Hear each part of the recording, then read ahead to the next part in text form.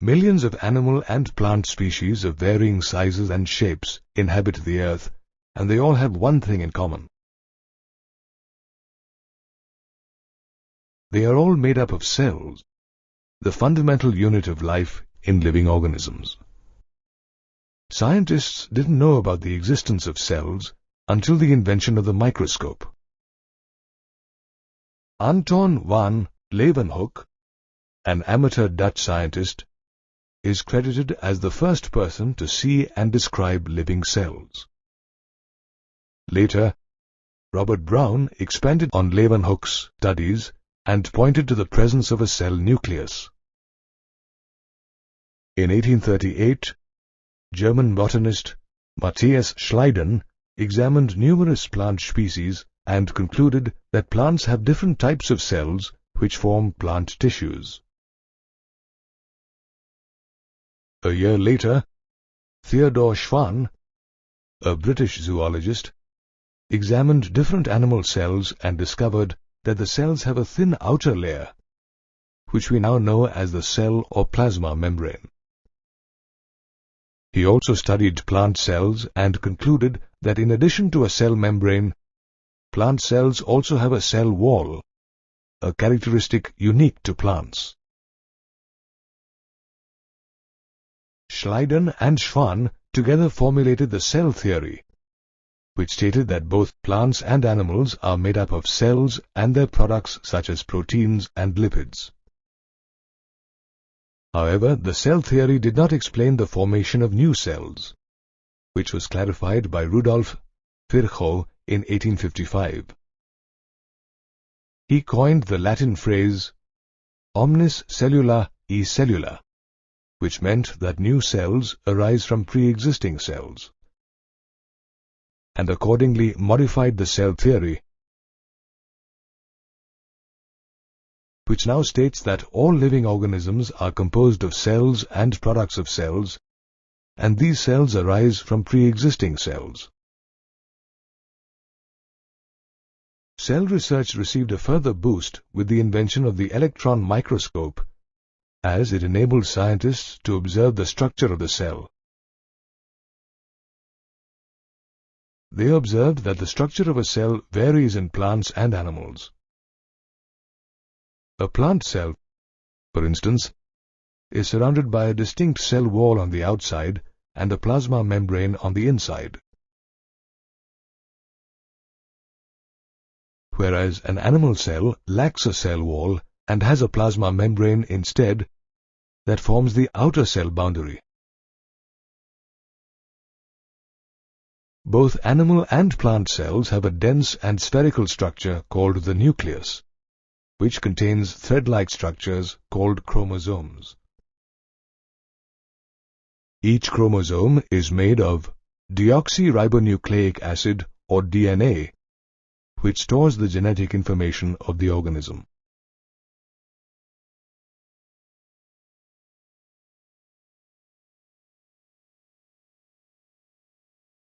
If the nucleus is membrane-bound, then the cell is called an eukaryotic cell. They are found in members of kingdom Protista, kingdom Fungi, kingdom Plantae, and kingdom Animalia.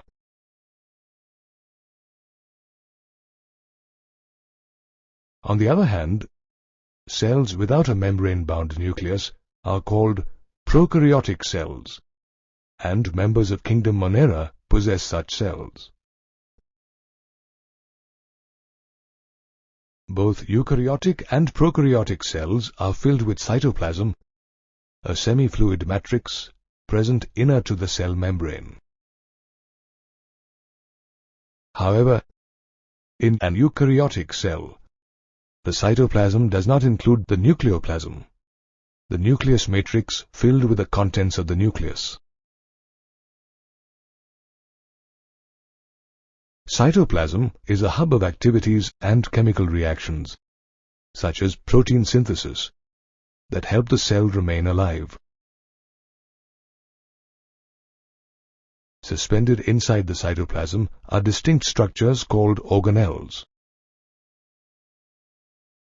In eukaryotic cells, we find membrane-bound organelles such as the endoplasmic reticulum, the Golgi complex, lysosomes, mitochondria, microbodies and vacuoles, as well as non-membrane-bound organelles such as ribosomes. Interestingly, ribosomes are also found in chloroplasts of plant cells as well as the mitochondria and rough endoplasmic reticulum of both plants and animals. Moreover, animal cells possess another non-membrane-bound organelle called the centriole, which aids in cell division. The cytoplasm of prokaryotic cells, on the other hand, lacks membrane-bound organelles but contains ribosomes and fragments of extrachromosomal DNA called plasmids. Cells usually differ in size and shape.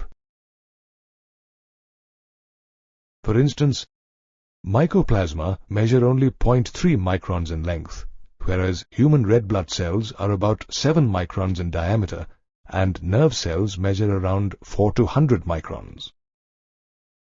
Amazingly, the ostrich egg is the largest isolated single cell, and it measures 17 to 19 centimeters in length and 14 to 15 centimeters in width. Moreover, the shapes of cells range from disc-like to thread-like and from polygonal to columnar and cuboid. Today, though we have gained a lot of information about cells, scientists are still engaged in unlocking the secrets of the cell and its organelles. Millions of microorganisms are present in every nook and corner of our surroundings. Of these, certain microorganisms, such as bacteria, have a nucleoid but no membrane-bound organelles in their cytoplasm. Such organisms are called prokaryotes. Prokaryotes are smaller and multiply more rapidly than eukaryotes. All members of kingdom Monera, including bacteria, blue-green algae, and pleuropneumonia-like organisms or mycoplasma, are prokaryotes. And they can be rod-shaped, spherical, spiral-shaped, or comma-shaped. Microscopic studies reveal that most prokaryotes, except for a few such as mycoplasma and thermoplasma, possess a cell envelope, a complex, tightly bound, three-layered chemical structure consisting of the outermost glycocalyx, followed by the cell wall and then the plasma membrane. The layers together act as a single protective unit, though each has its distinct function. The glycocalyx, for instance, helps prokaryotes such as bacteria to resist antibiotics when they invade host cells. Did you know that the glycocalyx differs in thickness and composition among different prokaryotes? In some, it occurs as a thick and tough sheath called a capsule, while in others it may be a loose sheath called a slime layer.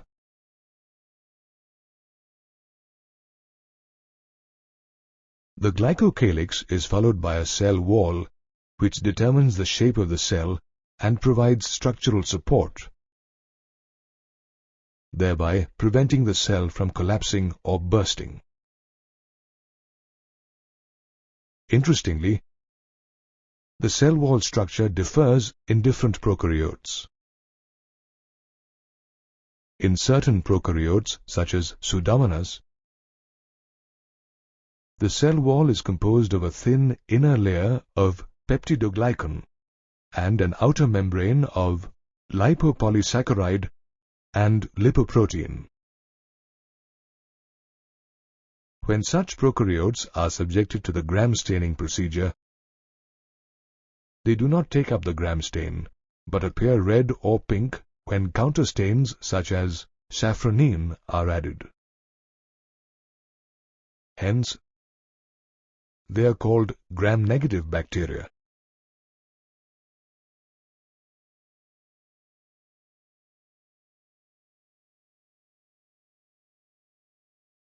On the other hand, the cell wall of prokaryotes such as Bacillus anthracis,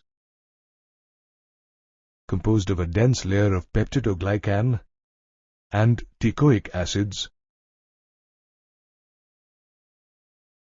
turns violet when subjected to the gram staining procedure. Hence, such prokaryotes are called gram-positive. The cell wall is followed by the semi-permeable plasma membrane, which controls the entry and exit of small molecules like food particles and ions like chloride, sodium, and bicarbonates. Often, the plasma membrane extends into the cell, forming the mesosome, a membranous structure seen in the form of vesicles, tubules, and lamellae. Incidentally, the presence of the mesosome is a characteristic feature of prokaryotes. Mesosomes help in cell wall formation, respiration, secretion processes, expansion of the surface area of the plasma membrane and enzymatic content, DNA replication, and distribution to daughter cells. Some prokaryotes, such as blue-green algae, also have membranous extensions called photosynthetic lamellae that contain photosynthetic pigments such as chlorophyll.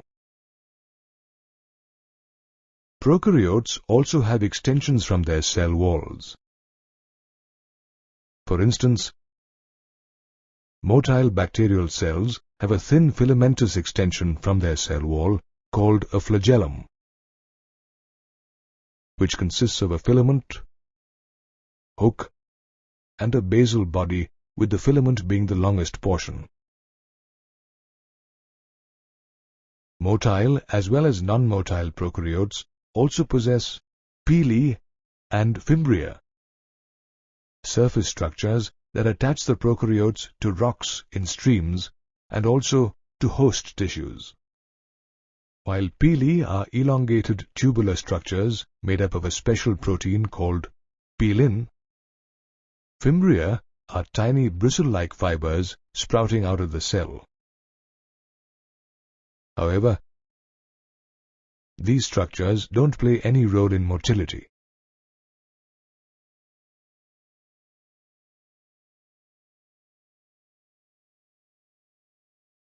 While pili and fimbria are present outside the cell envelope,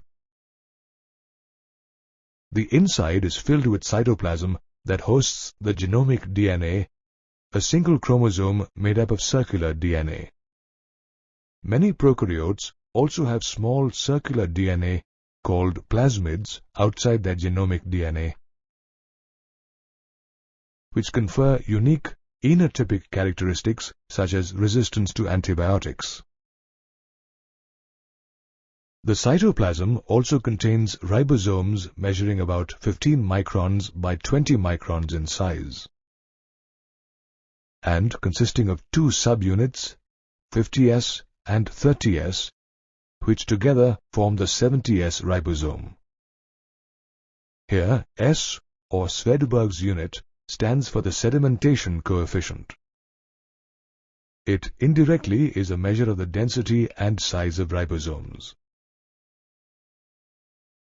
These ribosomes attach to a single messenger RNA a type of RNA that aids in protein synthesis, forming a chain called a polyribosome or polysome,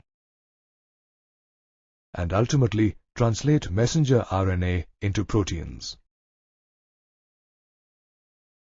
Apart from the ribosomes, cytoplasm also contains inclusion bodies such as phosphate granules, synophycean granules, and glycogen granules,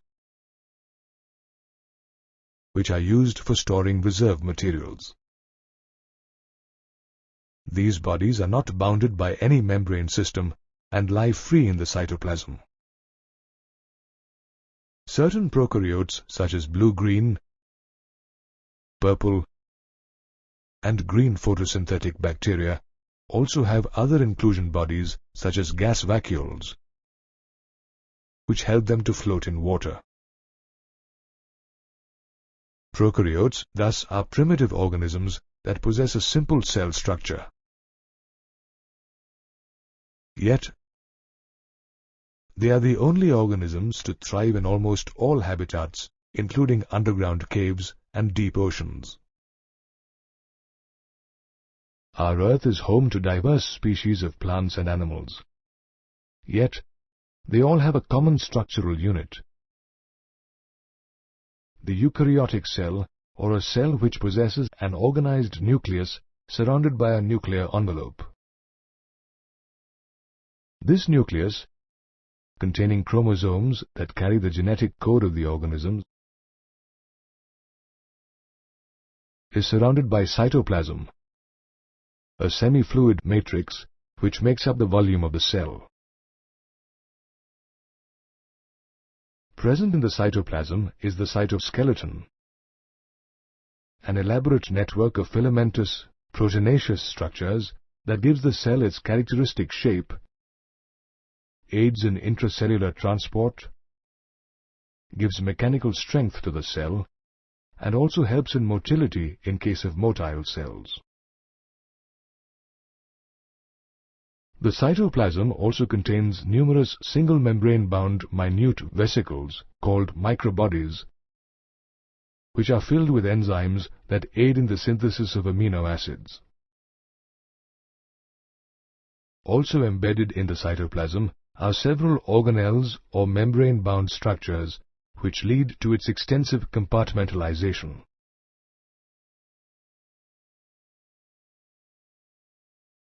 However, the cytoplasm of all eukaryotic cells does not contain the same set of organelles. Plant cells, for instance, have a large central vacuole and plastids, whereas centrosomes are only found in animal cells.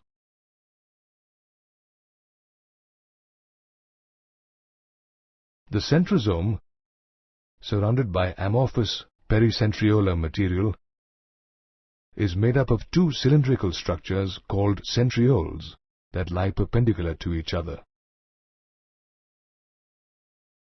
Each centriole is made up of 9 evenly spaced peripheral fibrils of tubulin protein, with each peripheral fibril being a triplet.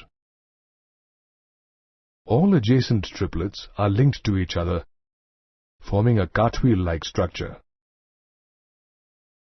The central part of the centriole, called the hub, is proteinaceous and is linked to the tubules of the peripheral triplets by radial spokes made of protein. Centrioles form the basal body of cilia or flagella and spindle fibers that give rise to a spindle-like apparatus during cell division. Eukaryotic cells differ not only in their cytoplasmic organelles, but also in their structure. Take, for instance, animal cells in which the plasma membrane forms the outer boundary of the cell. But in fungi and plant cells, the plasma membrane is covered by a cell wall, which forms the outer boundary. Interestingly, the composition of the cell wall is different in different eukaryotic cells.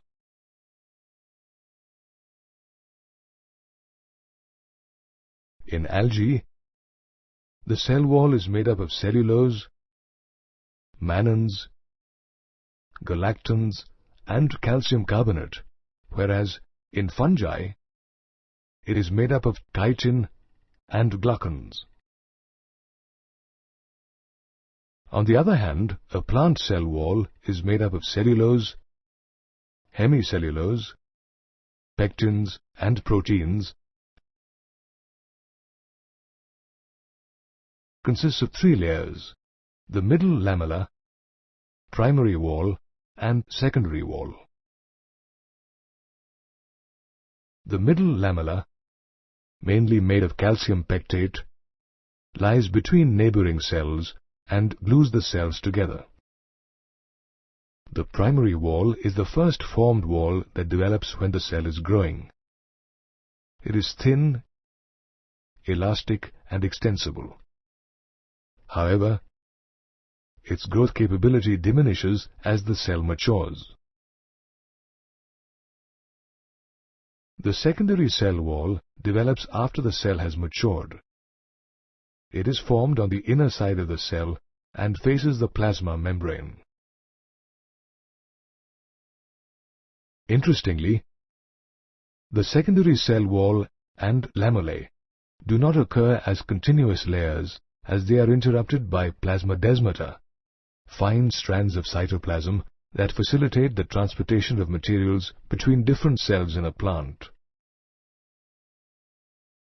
The cell wall is an important part of the cell as it lends shape to the cell, protects it from mechanical damage and infection, prevents the entry of undesirable macromolecules such as nucleic acids, and also aids in cell-to-cell interaction.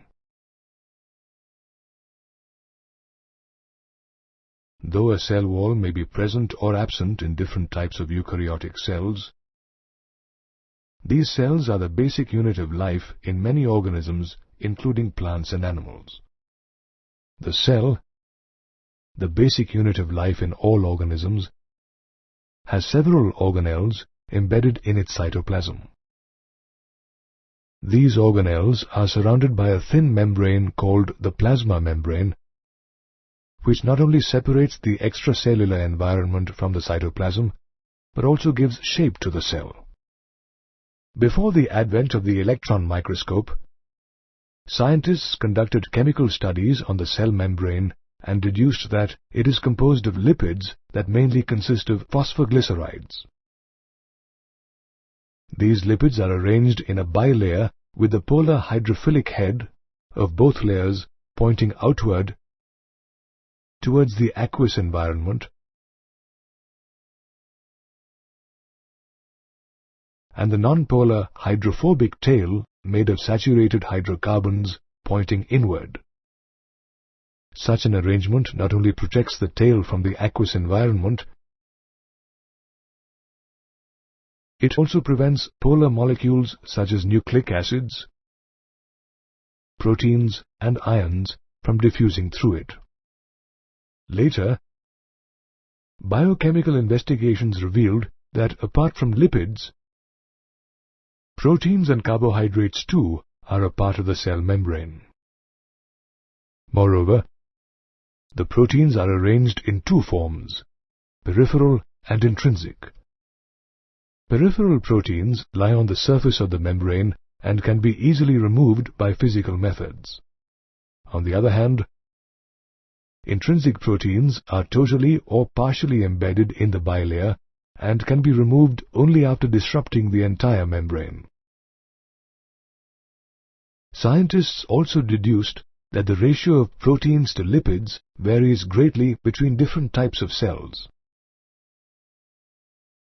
For instance, the cell membrane of red blood cells is 52% proteins and 40% lipids.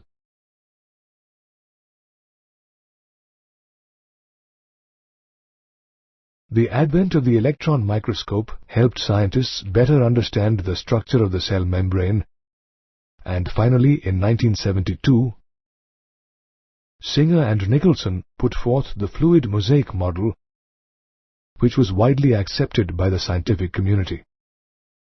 This model stated that lipids are found in the form of a fluid bilayer. This quasi-fluid of almost fluid-like nature allows proteins to move laterally within the bilayer, and this ability of the membrane to allow the movement of molecules within it is referred to as membrane fluidity.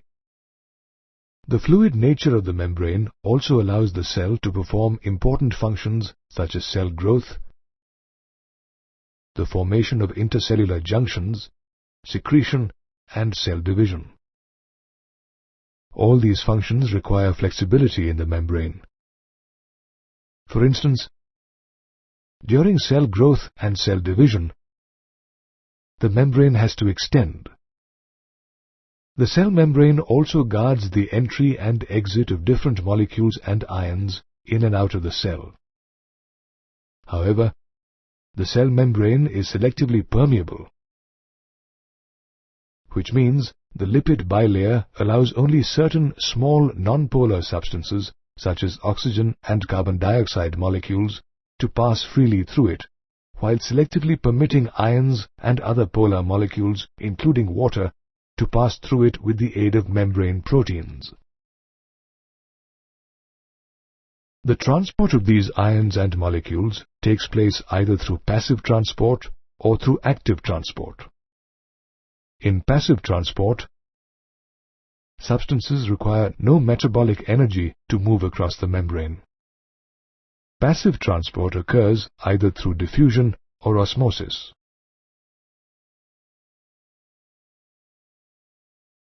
In a cell membrane, we observe simple diffusion and facilitated diffusion. In simple diffusion, oxygen and carbon dioxide molecules freely move across the membrane from higher to lower concentration, whereas larger molecules, such as glucose, are transported by facilitated diffusion, in which carrier proteins in the membrane change their shape and accelerate the diffusion process. On the other hand, osmosis refers to the movement of water molecules across the cell membrane through diffusion. In active transport, transmembrane proteins act as pumps and utilize the energy from ATP to move substances against their concentration gradient, that is, from lower concentration to higher concentration. An example for this is the sodium-potassium pump. Sometimes, glucose is also transported against the concentration gradient via active transport. The cell membrane, which helps in the transport of substances, is also a part of the cilia and flagella, hair-like structures that project from the cell's surface. These structures emerge from centriole-like structures called basal bodies and share a similar structure, though cilia are smaller than flagella. Their core, called the axoneme, is covered by the cell membrane and has numerous microtubules running parallel to its axis. Two microtubules join to form a doublet. If we observe a cross-section of the axoneme, we will see 9 pairs of radially arranged peripheral doublets and a pair of centrally located microtubules which are interconnected by a bridge. Such an arrangement of axonemal microtubules is known as the 9+2 array. The central microtubules are enclosed by a central sheath, which is connected to one of the microtubules of each peripheral doublet by a radial spoke. The peripheral doublets too are interconnected by linkers called an interdoublet bridge. The cilia and flagella help the cell propel or move the fluid surrounding the cell. Thus, it helps in motility.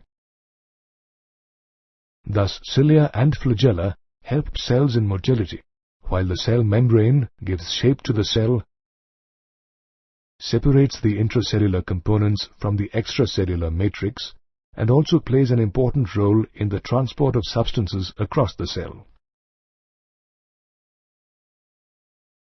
The cytoplasm of a eukaryotic cell is embedded with several membranous organelles, of which the endoplasmic reticulum, Golgi apparatus, lysosomes, and vacuoles are referred to as an endomembrane system because their functions are coordinated. The endoplasmic reticulum, or ER, for instance, synthesizes, processes, and transports proteins and lipids to the other organelles, as well as metabolizes carbohydrates in liver cells and detoxifies drugs present in the body. Microscopic studies reveal that the endoplasmic reticulum occurs as a network or reticulum of tiny tubular structures dividing the intracellular space into two distinct compartments.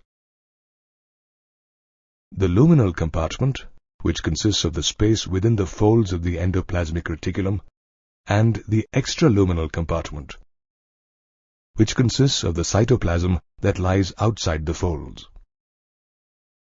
There are two types of endoplasmic reticulum: rough endoplasmic reticulum, or RER, and smooth endoplasmic reticulum, or SER. The rough endoplasmic reticulum has ribosomes attached to its surface and is mainly found in cells actively involved in protein synthesis and secretion. They are continuous with the outer membrane of the nucleus. The smooth endoplasmic reticulum, on the other hand, is devoid of ribosomes and hence appears smooth. It synthesizes lipids and lipid-like steroidal hormones such as estrogens in the case of animal cells. Did you know that the smooth endoplasmic reticulum present in muscle cells is called the sarcoplasmic reticulum, and that it stores and pumps calcium ions?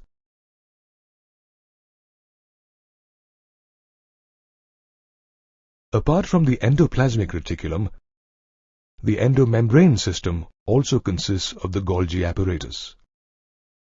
Named after Camillo Golgi, it consists of a series of flat, disc-shaped sacs, or cisternae, stacked one above the other. Each cisterna measures 0.5 to 1 micron in diameter, and their number may vary in each Golgi apparatus.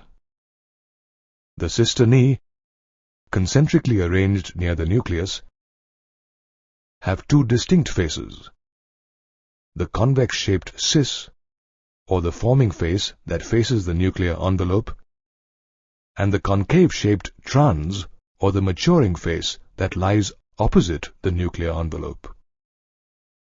Though both the cis face and the trans face are interconnected, they are different. For instance, the cis face has a thin membrane, whereas the membrane of the trans face is thick. In a cell, the Golgi apparatus acts as a packaging and forwarding center. For instance, vesicles containing proteins synthesized by the ribosomes of the rough endoplasmic reticulum get pinched off the surface of the rough endoplasmic reticulum and fuse with the cis face of the Golgi apparatus. Here they are modified in the cisternae before they are released from the trans face. This explains why the Golgi apparatus remains closely associated with the endoplasmic reticulum.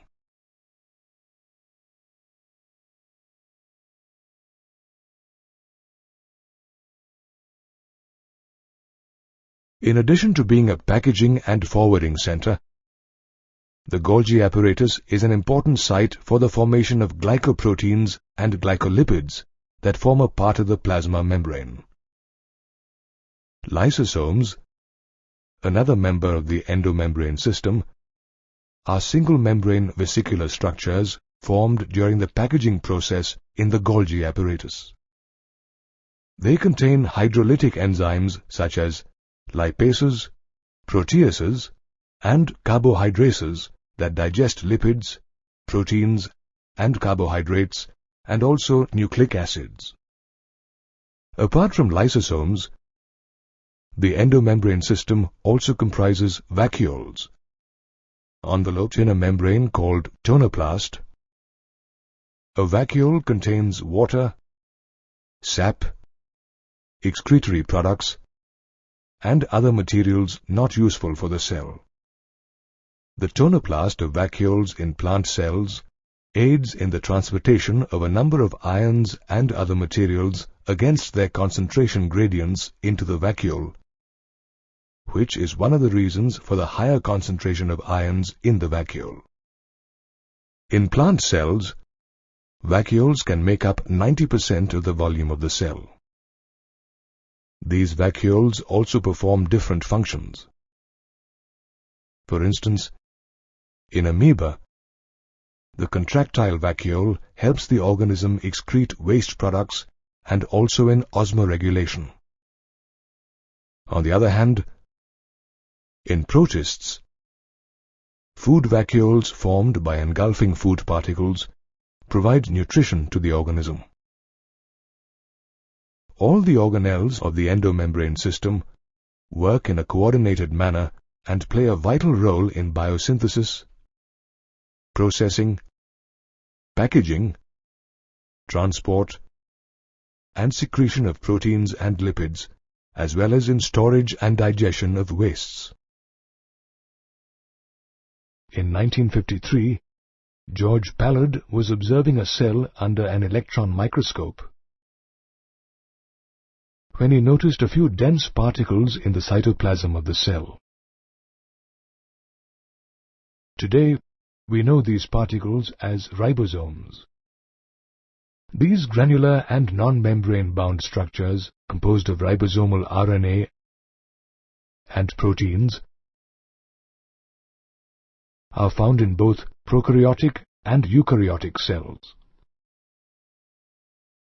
They synthesize proteins by attaching to a single messenger RNA to form a chain called a polyribosome or polysome, and ultimately translate mRNA into proteins in both eukaryotes and prokaryotes. While eukaryotic ribosomes are 80S and composed of 40S and 60S subunits, prokaryotic ribosomes are 70S and composed of two subunits, 30S and 50S. Apart from the cytoplasm, ribosomes also occur on the rough endoplasmic reticulum, in chloroplasts in plants, as well as within the mitochondria. Called the powerhouse of the cell, mitochondria are sites of aerobic respiration and produce cellular energy in the form of ATP. The number of mitochondria in a cell varies depending on the cell's metabolism. Muscle cells, for instance, need a continuous supply of energy, and hence they contain a large number of mitochondria. Microscopic studies have revealed that a typical mitochondrion, which divides by fission, is sausage-shaped or cylindrical, with a diameter of 0.2 to 1 microns and a length of 1 to 4.1 microns. It is a double membrane-bound structure consisting of an outer membrane and an inner membrane, and each membrane has its own specific enzymes associated with the mitochondrial function. The membranes divide the mitochondrial lumen into two aqueous compartments, the outer compartment and the inner compartment called the matrix, that contains a single circular DNA molecule, a few RNA molecules, 70S ribosomes, and the components required for the synthesis of proteins. While the outer membrane forms a continuous limiting boundary, the inner membrane folds towards the matrix to form infoldings called cristae. These cristae increase the surface area of the inner membrane of the mitochondria.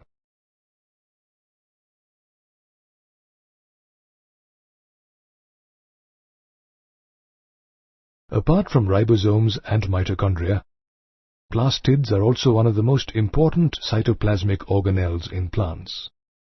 They are bound by a double membrane and contain pigments that impart specific colors to plants. Based on the pigments they possess, plastids can be classified as chloroplasts, chromoplasts, and leucoplasts.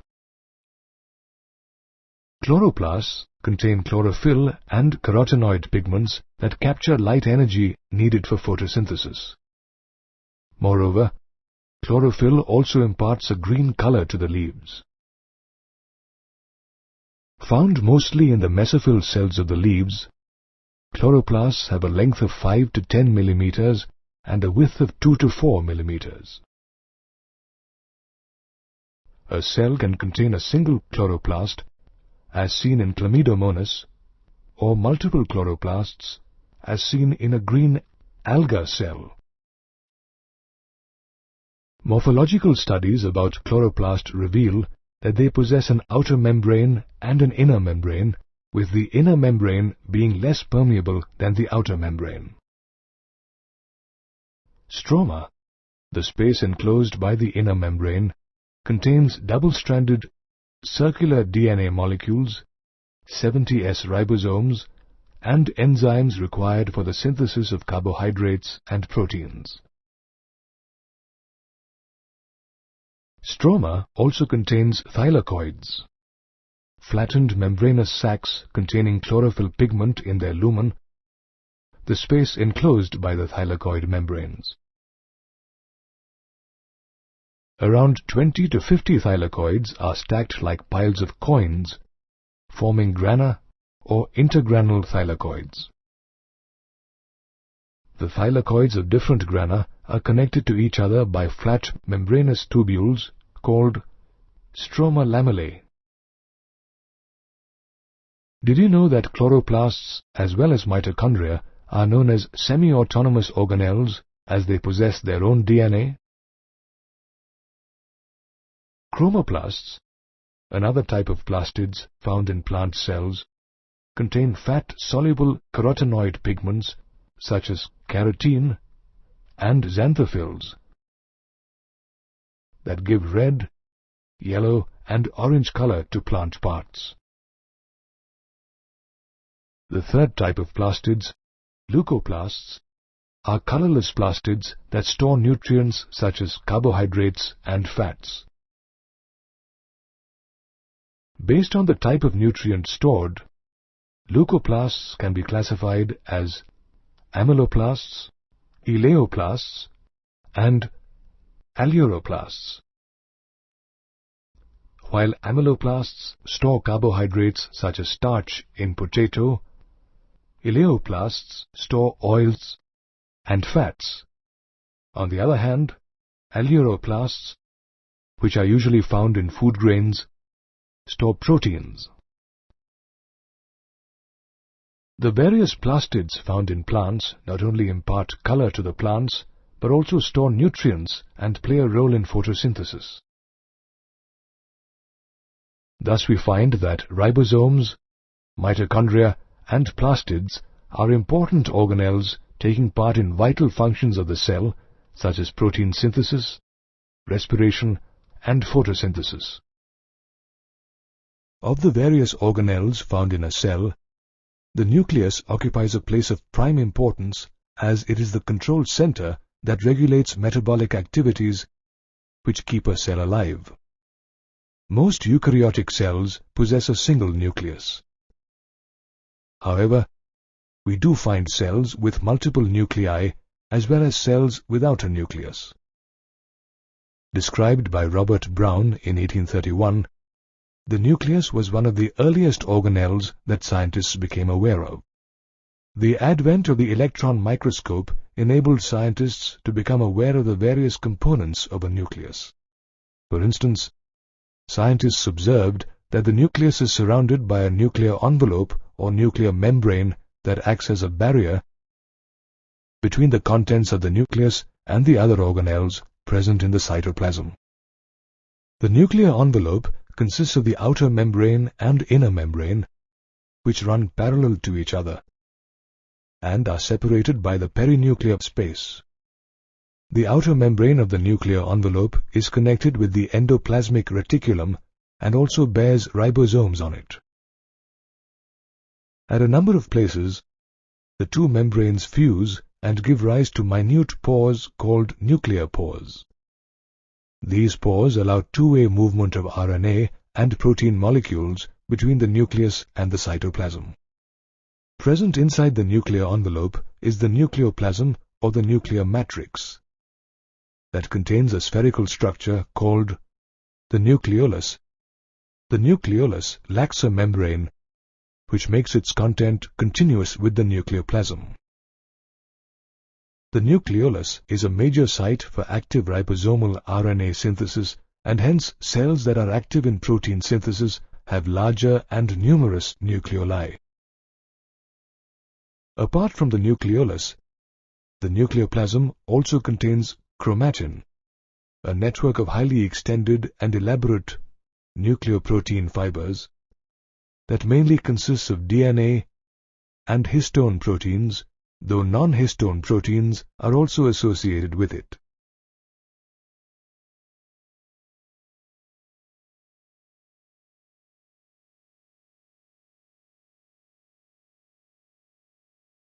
When a cell begins to divide, the chromatin condenses and coils to form rod-like structures called chromosomes. The DNA threads remain distributed in these chromosomes. Morphological studies of a chromosome have revealed that it consists of a primary constriction or centromere that has disc-shaped structures called kinetochores attached to its side. The parts present on either side of the centromere are called the arms of the chromosomes. Based on the position of the centromere, chromosomes can be classified as metacentric, submetacentric, acrocentric, and telocentric. In metacentric chromosomes, the centromere is exactly in the middle, forming two equal arms. In submetacentric chromosome, the centromere appears closer to one arm of the chromosome, creating two arms of unequal length. An acrocentric chromosome has its centromere located very close to one of its ends, resulting in one extremely short and one very long arm. In telocentric chromosomes, the centromere is located at one end of the single arm. At times, chromosomes have secondary constrictions at a fixed location, lending the appearance of a small fragment called a satellite. These areas of secondary constriction help in the formation of a nucleolus after cell division.